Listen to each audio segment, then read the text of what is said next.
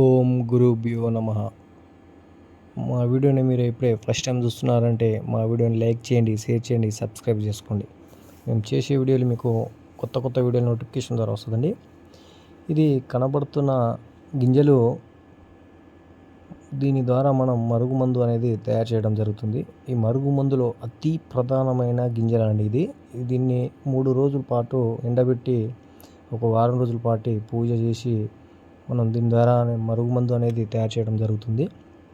ఈ మరుగుమందు దేనికి ఉపయోగిస్తారంటే, మన భార్య మన మాట వినకపోయినా, లేదా మన భర్త మన మాట వినకపోయినా, తరచుగా ఇంట్లో గొడవలు వస్తున్నా, చిరాకున్నా, మీ భర్త వేరే వాళ్ళతో తిరుగుతూ మిమ్మల్ని అస్సలు పట్టించుకోవట్లేదు, మిమ్మల్ని ఎప్పుడూ వచ్చి కొట్టడం, తిట్టడం, తాగి రావడం, మీరంటే ఎప్పుడు ద్వేషం, అట్లా ఉన్న వాళ్ళు ఈ మరుగుమందుని ఒక్కసారి పెట్టి చూడండి.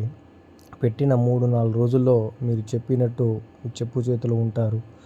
పెట్టిన తర్వాత 4-5 రోజులు మీ ఇంట కుక్కలాగా తిరగడం అనేది జరుగుతుంది.